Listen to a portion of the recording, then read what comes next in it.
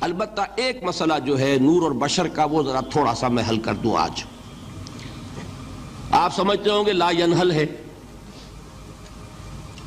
میں نے جس طرح کہا تھا کہ امام بخاری کا قول بھی 100% درست اور امام ابو حنیفہ کا بھی 100% درست ثابت کیا کہ نہیں. اسی طرح میں کہتا ہوں جو حضور کو بشر کہتے ہیں وہ بھی 100% درست، جو حضور کو نور کہتے ہیں وہ بھی 100% درست. مطلب کیا ہے؟ دیکھیے ہر انسان کے وجود کے دو حصے ہیں. میں نے پہلے دن شاید کچھ بیان کیا تھا. ایک خاکی وجود، اور اینیمل بینگ جو حیوان ہے ہمارا. ایک وہ روح ربانی جو اس میں پھونکی گئی. آدم میں جب وہ روح پھونکی گئی تب وہ مسجود ملائک بنے.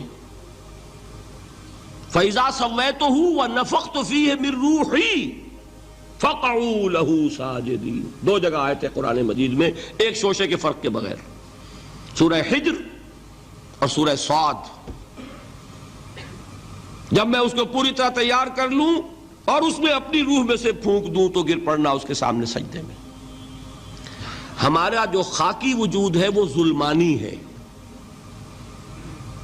اور جو ہمارا روحانی وجود ہے وہ نورانی ہے. اس کی نسبت کس سے ہے؟ اللہ سے. بات سمجھ میں آئی؟ لیکن ہم نے اپنے اس نورانی وجود کو اپنے خاکی ظلمانی وجود میں دفن کیا ہوا ہے. اور محمد الرسول اللہ صلی اللہ علیہ وسلم کا وہ نورانی وجود آپ کے اس خاکی وجود پر اس درجے غالب تھا کہ وہ خاکی وجود معدوم کے درجے میں ہے، لیکن وہ حضور صلی اللہ علیہ وسلم پر اثر انداز نہیں ہو سکتا. وہی خاکی وجود ہے جسے ہم نفس کہتے ہیں. نفس غلبہ کر سکتا ہے محمد پر صلی اللہ علیہ وسلم. حضور کی شخصیت کی نورانیت نے آپ کی شخصیت کے خاکی وجود کا احاطہ کیا ہوا ہے. ہماری شخصیت کی ظلمانیت نے ہماری اس نورانیت کو گل کیا ہوا ہے، دفن کیا ہوا ہے، چھپایا ہوا ہے. بس یہ فرق ہے. انہیں آپ کہہ لیں نور، صحیح ہے، ان کی نورانیت غالب ہے. یہی بات ہے جو حضور نے اس طرح سمجھائی. دیکھو ہر انسان کے ساتھ ایک شیطان ہوتا ہے. اب کسی صحابی نے بڑی جرت سے کام لیا، پوچھ لیا حضور کہ آپ کے ساتھ بھی ہے؟ ہر انسان کے ساتھ جو کہا نا، تو انسان تو ہے آپ بھی، کیونکہ آپ کے ساتھ بھی ہے. آپ نے فرمایا ہے، لیکن میں نے اسے مسلمان کر رکھا. بات ختم ہو گئی. نفی نہیں ہے، وہ میرے تابع ہے، میرا مطیع ہے، مجھے گدن نہیں پہنچا سکتا. ہے تو صحیح، لیکن نہ ہونے کے درجے میں آ گیا کہ نہیں. یہ ہے فرق سارا. اور میں یہاں پہ کوٹ کرنا چاہتا ہوں ایک بہت بڑے بریلوی مکتب فکر کے عالم دین، صاحب زادہ، نام میرے ذہن سے ایک دم اتر گیا، فیض الحسن. اللہ تعالیٰ ان کی خطاؤں سے درگزر فرمائے، ان کی مغفرت فرمائے. آپ نے سنا ہوگا نا نام. انہوں نے ایک روز تقریر کی جو میں نے سنی، اور تقریر کہاں کی؟ ساہیوال میں.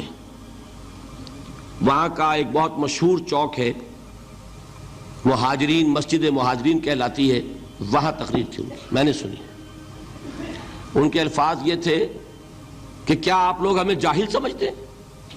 کیا ہمیں عربی نہیں آتی؟ کیا ہم نے قرآن نہیں پڑھا جس میں بار بار یہ لکھا ہوا ہے کہ حضور بشر ہیں؟ حضور بشر ہیں، لیکن اصل میں ہم حضور کی بشریت کو نمایاں کرنے کو سوء ادب سمجھتے ہیں. بات سمجھیے آپ نے، اس قدر پیاری بات ہے. انہوں نے کہا کہ آپ کے باپ کا نام کیا ہے؟ عبد الرحمن. آپ عبد الرحمن کہہ کے پکارتے ہیں انہیں؟ ابا جان. ابھی آپ نے وہ آیات سنی، حضرت ابراہیم نے اپنے مشرک باپ کو یا ابت، یا ابت، بڑا پیارا ترجمہ کیا. ابا جان، ابا جان، کیا نام لیں گے؟ آپ کے باپ کا نام ہے، نام نہیں لیتے آپ. کیوں؟ ادب کی وجہ سے. اسی وجہ سے ہم در حقیقت حضور کی بشریت کو نمایاں کرنے کو سوء ادب سمجھتے ہیں. ورنہ کوئی ہم جاہل ہیں، ہمیں عربی نہیں آتی، ہم نے قرآن نہیں پڑھا، ہم جانتے ہیں کہ وہ بشر ہے. بات سمجھ میں آئی؟ کتنی آسانی سے مسئلہ حل ہوتا، بشرطے کہ نیت حل کرنے کی ہو۔ آخر آمنہ کے بیٹے ہیں، عبداللہ کے بیٹے ہیں، عبد المطلب کے پوتے ہیں، بچپن آپ پر گزرا ہے، لڑکپن آپ پر گزرا ہے، نوجوانی آپ پر آئی ہے، جوانی آپ پر آئی ہے، شادی آپ نے کی ہے، اولاد آپ کی ہے۔ کون بے وقوف احمق ہوگا کہ جو آپ کی بشریت کا انکار کرے گا؟ لیکن یہ کہ جس طریقے سے اس کو بیان کیا جاتا ہے وہ ایک مسئلہ بن گیا اختلافی، وہ رد و قضا اور کھینچ تان، اور اس میں بھی سمجھ لیجئے مثلکم پر جو ایمفیسس بعض حضرات دے دیتے ہیں اپنے توحیدی، جو ان کے اندر ایک مزاج ہے، اللہ تعالیٰ ان کے مزاج کو اور پختہ کرے، لیکن اس میں بھی مبالغہ کیا جاتا ہے۔ ایک حدیث مجھ سے سنیے جس میں حضور نے مثل کا انکار کیا۔ مثلکم کا مطلب اگر کسی نے یہ سمجھا کہ بالکل ہم جیسے ہیں تو بہت بڑی مغالطے میں۔ حضور صوم وصال سے منع فرماتے تھے، خود رکھتے تھے۔ صوم وصال کیا ہے؟ آج روزہ رکھا، شام کو افطار نہیں کیا، وہی روزہ رات بھر چل رہا ہے، اگلے دن بھی چل رہا ہے، شام تک کو جا کے پھر کھولا تو 2 دن کا صوم وصال ہو گیا۔ اگلے دن بھی نہیں کھولا، چلا تو 72 گھنٹے کا صوم وصال ہو گیا۔ یہ کیا ہے؟ صوم وصال۔ خود رکھتے تھے اور صحابہ کو روکا۔ صحابہ میں سے کسی نے ہمت کر لی، حضور آپ خود رکھتے ہمیں روکتے۔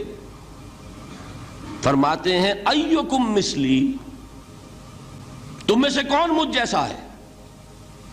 ابھی تو عند ربی، میں تو اپنے رب کے پاس رات گزارتا ہوں، ہوا یطعمنی ویسقین، وہ مجھے کھلاتا ہے پلاتا ہے۔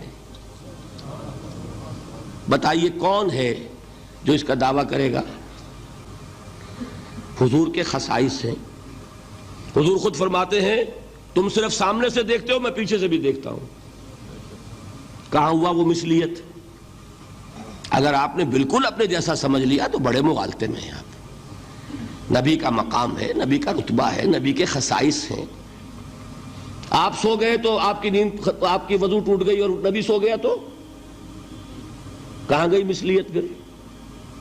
مثل اس معنی میں کہ بشر ہیں، نسل آدم سے ہیں، اس میں کوئی شک نہیں، اس معنی میں مثل ٹھیک ہے، قل انما انا بشر مثلکم، لیکن ہر اعتبار سے تو نہیں۔ سب سے بڑا فرق یہی ہے کہ وہی آ رہی ہے، معراج پہ تشریف لے گئے ہیں، اس دنیا میں بیٹھے ہوئے بھی جنت کا مشاہدہ فرما لیتے ہیں، کرا دیا جاتا ہے، دوزخ کا مشاہدہ کرایا جاتا ہے،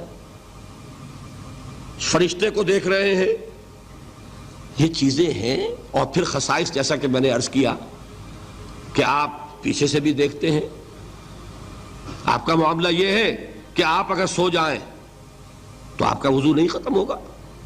یہ ساری چیزیں جو ہے ان سب کو بیلنس کیجئے تو معلوم ہوگا کہ آپ بشر بھی ہیں، 100% درست، لیکن آپ کی وہ نورانیت، آپ سراج منیر، ہدایت کا روشن چراغ، آپ کی جو روح انور ہے، وہ آپ کے اس جسدی وجود پر اس طریقے سے حاوی ہے کہ گویا کہ اس نے اس کی ظلمانیت کو ختم کر کے رکھ دیا ہے۔ اس معنی میں کوئی کہے نور مجسم تو مجھے کوئی اعتراض نہیں۔